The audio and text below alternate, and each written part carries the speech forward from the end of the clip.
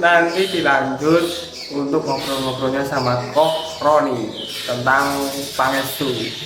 Nanti simak berapa nominalnya ya.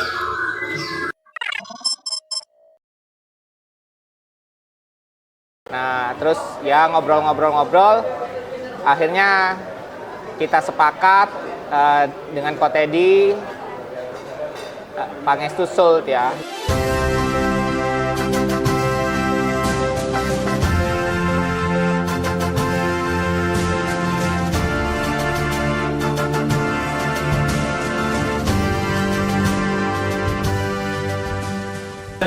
Makan siang di apa warungnya mau? Bareng Koh Roni. Iya.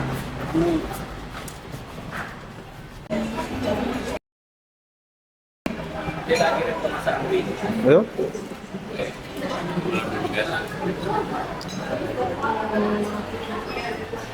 Makan terus, ini Ramadan serai ngeluh.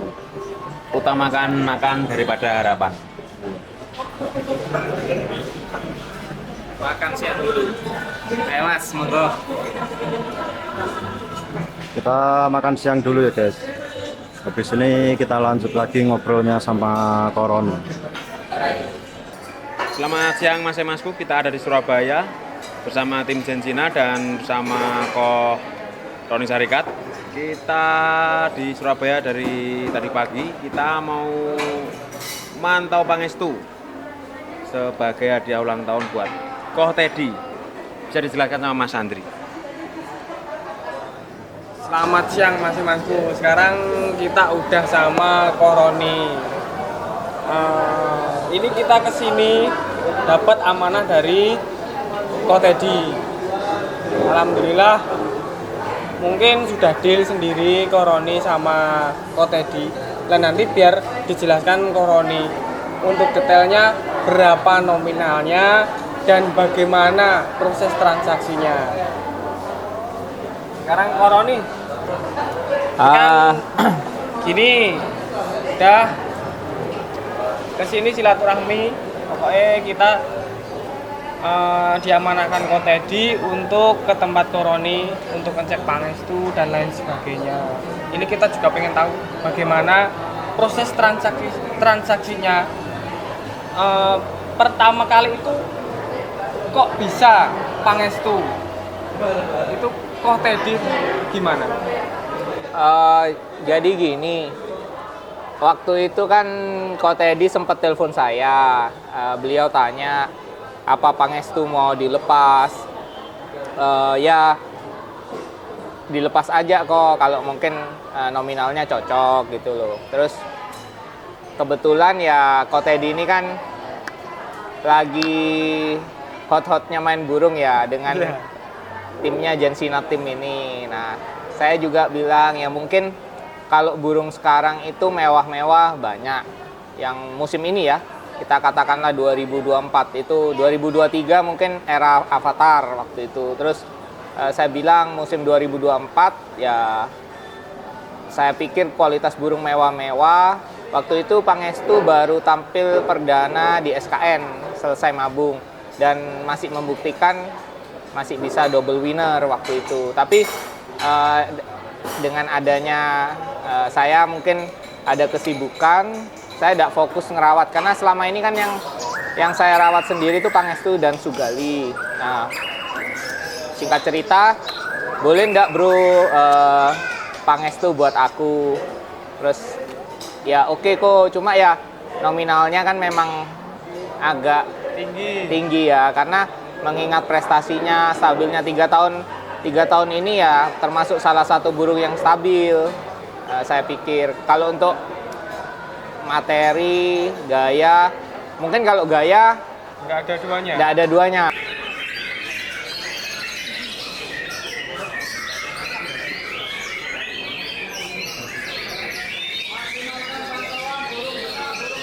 Era baru ini bersaing. Nah, cuma saya pikir kalau saya kan juga pencetak, ada sekolah, ya dasarnya sudah ada, tinggal mungkin dipoles lagi aja materinya supaya kekinian aja. Jadi seperti yang kita harapkan untuk bisa bersaing di 2024.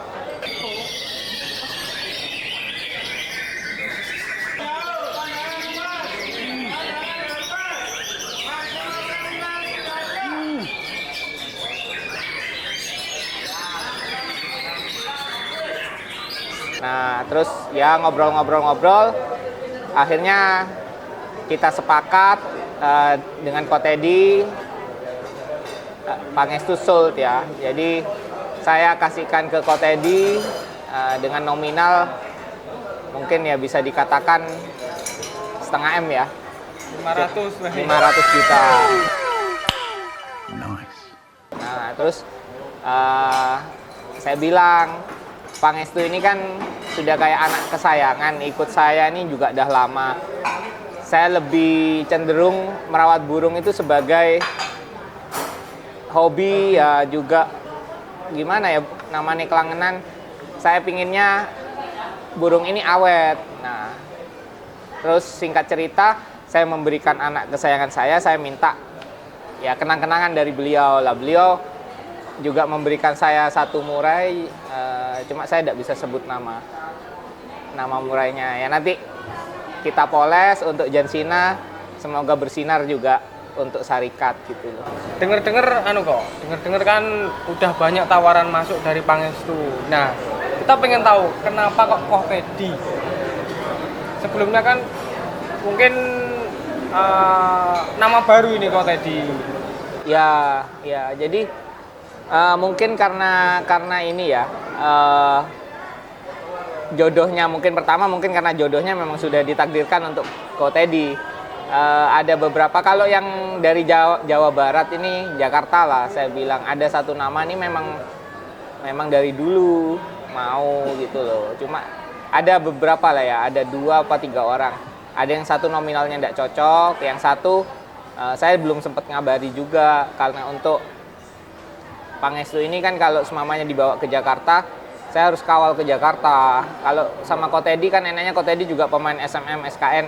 Paling saya pikir ya saya tidak perlu jauh-jauh ke sana untuk apa ya, ngawal Pangestu. Paling enggak kalau sekitaran Jawa Timur, Jawa Tengah masih oke lah. Tapi kalau Jawa Barat saya agak jauh ya, karena saya ini juga jokinya saya, perawatnya saya, pemiliknya saya. Jadi paling enggak saya yang harus ngawal Ko Teddy ini, nanti enaknya kan jarak dekat, SMM SKN. Berarti Pangestu ini pegangan Ko Roni sendiri?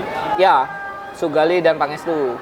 Cuma kalau Sugali, beliau juga sempat tanya Ko Teddy, kalau Sugali gimana? Saya bukan tidak menjual, karena habis insiden di Ngawi itu kan paruhnya patah, tidak sesuai yang diharapkan. Kalau mungkin karakteristik mungkin berbeda ya, tapi untuk kestabilan prestasi ya masih di Pangestu. Gitu. Berarti Ko Roni udah kenal deket sama Ko Teddy? Ya kenal dari dunia burung ya. Beliau sempat kirim duren apa, kita juga kirim makanan ke sana. Tapi kita kan bukan tujuannya waktu itu untuk transaksi burung atau apa, jadi murni persahabatan ya. Mungkin karena ya maaf, kita kan juga tidak rasis atau apa, karena circle-nya Chinese ini kan sedikit ya di Indo. Kalau udah kenal mungkin mudah akrab gitu loh. Benar. Tapi kita tidak semana-mana. Saya bilang juga, saya memberikan ini sebagai kenang-kenangan ya, nilainya wajar tinggi, tapi saya tanggung jawab. Maksudnya juga saya akan handle ini sampai di top performnya dia. Kita tidak bicara soal prestasi ya, karena prestasi ini kan kita juga kadang sekarang tergantung hoki. Tapi saya mau ini Pangestu saya tampilkan dalam 6 bulan ke depan sampai top performnya dia. Gitu. Itu yang saya pingin. Jadi ya saya juga berharap nanti kenang-kenangan dari beliau ini juga bisa maksimal di gantangan. Dan ini sebagai momennya pas sebagai kado ulang tahunnya. Oh ya, Ko Teddy kan kapan hari ulang tahun. Ya kok pas mungkin setelah sehari 2 hari beliau ulang tahun, Pangestu juga deal gitu. Berarti dealnya ini cuman by phone? By phone. Beliau malah belum pernah saya ketemu, mungkin cuma sekali sama Ko Teddy ya. Saya aja ketemu baru 2 kali. Di Karangpilang. Ya ini mudah-mudahan kan Ko Teddy dengan adanya Pangestu bisa semangat, aktif di lomba, bisa silaturahmi sama teman-teman SMM, SKN gitu. Jadi kan kadang kan ada orang tanya, mana nih Jensina nih bosnya kok tidak pernah datang nih. Nah, moga dibalik kesibukan. Ya bosnya kok santri terus. Iya. Ya semoga Pangestu tetap tetap maksimal dan seperti yang Amin. diharapkan. Amin. Berarti nominalnya di 500 untuk Kotedi. Iya. Tapi untuk ke depan kita minta tolong Koroni dulu untuk Baik. perawatannya Baik. dan lain sebagainya. Siap. Kemarin memang disepakati untuk sampai beliau ini, maksudnya yang nanti dikandidatkan sebagai perawatnya Pangestu, ya saya didik seperti saya, A sampai Z-nya harus paham. Karena burungnya kan tidak rewel, fighter. Cuma kan masalah konsistensi perawatan, jenis makanannya itu loh. Ya tanggung jawab lah, Ya. intinya Koroni tanggung jawab. Kan ada beberapa yang memang udah jual tinggal. Ya, banyak seperti itu. Jadi kita pun ya karena penghobi ya, di sini juga saya kebetulan ya maaf sudah ada nama, daripada juga jelek nama, nanti daripada nominal ini kan bisa dicari ya dari pekerjaan, tapi kan nama baik ini kan susah. Nah, perkara kalau ada nanti ke depan ada problem atau apapun tanyakan langsung, karena 3 tahun ini kan saya paham banget karakternya. Biasanya sih kendalanya Pangestu itu cuma mabung. Kadang mabungnya itu mungkin kan karena ada Sugali dulu ya, satu rumah.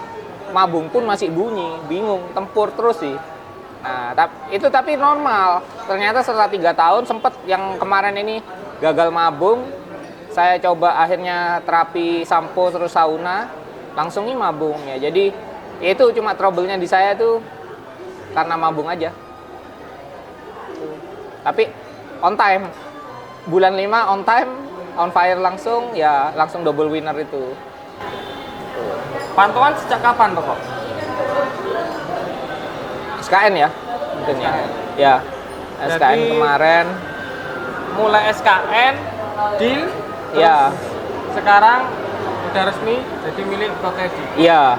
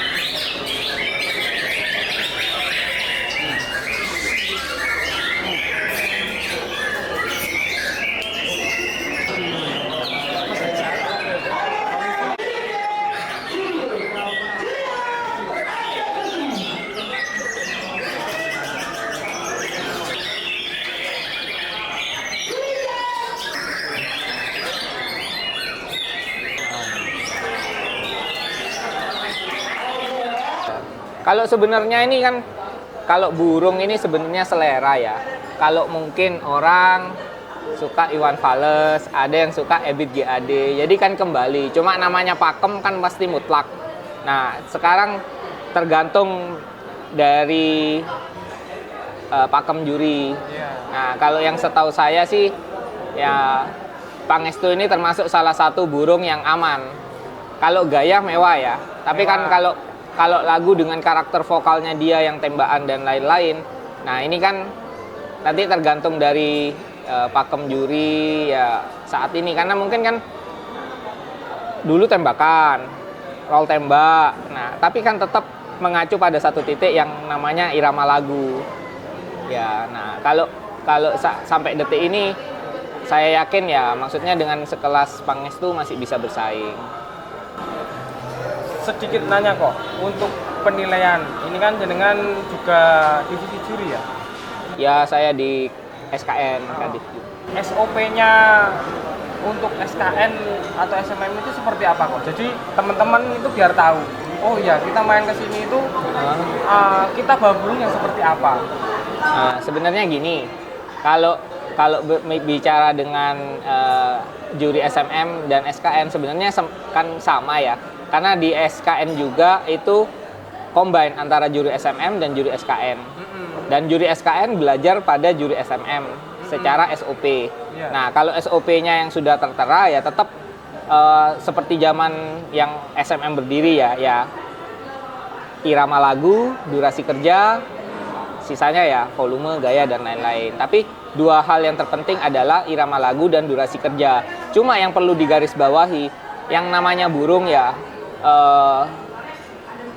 kadang ada orang protes. Misal, burung saya kerjanya fully dari awal sampai akhir.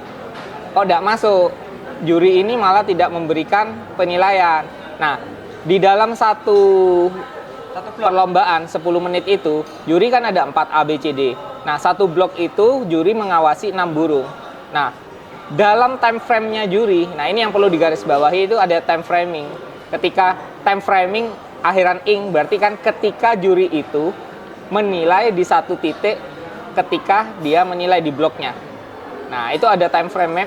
Misal, oh pas aku lewat di sini, burung ini mewah. Nah, aku mendapati nomor 23 misal yang mewah. Ya udah. Tapi ketika di time frame-nya juri yang lain, burung ini tidak dapat mewahnya, kerja, tapi mungkin lagunya gelondongan atau apa. Nah, terlepas dari ini kan bukan robot ya, namanya ada human error. Nah, kita kesampingkan SOP dulu. Nah, kalau sudah kembali ke istilah human error, itu pasti ada. Karena ini bukan mesin. Nah, kalau sudah human error, kita kembali ke slogan berjiwa besar dan bermartabat, itu saja. Jadi kadang pemain yang harus paham ya, bukan hanya kemampuan membeli burung, punya joki yang baik, punya perawat yang baik. Kadang kita juga mengesampingkan, kalau juri saya yakin kualitasnya nomor 1, karena pihak SMM, pihak SKN, termasuk kadif jurinya juga memilih juri yang terbaik. Kita juga tidak mau mengecewakan pemain. Cuma ada di satu titik kita kan tidak bisa ya lihat. Mungkin cuaca panas, tingkat konsentrasi menurun, terus tekanan dari peserta, apalagi kalau kita bicara dengan tiket ya yang nominalnya lumayan mahal. Mereka pasti ada tekanan yang under pressure ini beda. Nah, terkadang kita ini kan lihat, oh kalau ada salah kita dapat konsekuensi gini. Ini kita belajar di posisi juri. Tapi kalau semamanya menang, apresiasinya apa sih dari peserta dan pihak SKN atau SMM kan? Ya mereka ini kan juga ada pressure yang menurut saya mereka yang rasakan. Kalau kadif juri mungkin ya cuma asal kerja yang baik, fokus, terus sesuai SOP. Tapi kan kita tidak tahu apa ada di belakangnya, ada masalah keluarga, anaknya sakit, kita tidak tahu. Nah, singkat cerita kadang ada peserta yang menyalahkan, oh juri ini kinerjanya tidak bagus 2 kali. Nah, kita kan harus evaluasi. Amit, Mas, apa ada masalah di keluarga atau apa gitu loh. Nah, jadi ya untuk sementara SOP-nya ya tetap seperti yang saya bilang tadi, kayak durasi kerja, irama lagu, gaya, volume, udah standar ya. Itu sudah sering dibicarakan sama mungkin Jos, sudah lebih banyak juga share di Facebook gitu. Jadi kan teman-teman itu tahu, oh ya saya mau main ke SMM itu harus burung yang seperti ini. Ya, Nggak asal, wah burung saya kerja, kok nggak dapat. ya cuma itu banyak terjadi polemik ya, yang dibilang, oh sekarang carinya itu orang-orang burung tembakan, volume dahsyat, pasti menang. Enggak juga. Kadang kita sudah bawa burung tembakan volume dahsyat, itu belum tentu loh, belum tentu menang. Karena irama lagunya enggak ada. Nah, yang dimaksud irama lagu ini kan bukan bawa kenari tuntas, volume dahsyat kan enggak. Tapi misal bawa kenari rambatan, naik turunnya oktav. Jadi lagunya mendayu-dayu, ada iramanya. Lah kalau cuma bawa kenari tuntas, sebentar lagi rambatan, itu menurut saya lagu yang terpisah, bukan irama lagu. Yang dimaksud irama lagu ini jadi satu kesatuan, dinaikkan ada oktav, ada frekuensi yang tinggi, high ke low, mungkin ditutup dengan tembakan, itu baru irama lagu. Nah, tapi dengan konsekuensi satu blok cuma 2 menit, mustahil dapat menikmati dengan baik sebenarnya. Itu nggak bisa. Saya di sekolah ratusan burung suruh mendengarkan irama yang terbaik, nggak bisa. Itu padahal kita unlimited loh waktu. Sesuka saya mendengarkan, apalagi cuma 2 menit. 2 menit ini hanya bisa menentukan pas time frame-nya itu dia menemukan yang terbaik, ya udah. Nah, peserta harus legowo. Itu. Ini pelajaran besar bagi kita pemain burung. Oh, jangan cuman wah burung saya kerja kok nggak dipantau. Wah itu jangan ya. Soalnya lomba burung itu ada yang namanya yaitu tadi irama lagu, Durasi kerja, durasi kerja, volume juga penting. ya Ya penunjang. tergantung SOP-nya itu tadi. Tambah. Oke Masku, jadi udah jelas ya. Kita ke Surabaya mantau. Jadi sementara burungnya masih di tempatnya Koroni sampai nanti kita ada waktu yang pas buat ngambil. Jadi Pangestu deal 500 juta ya?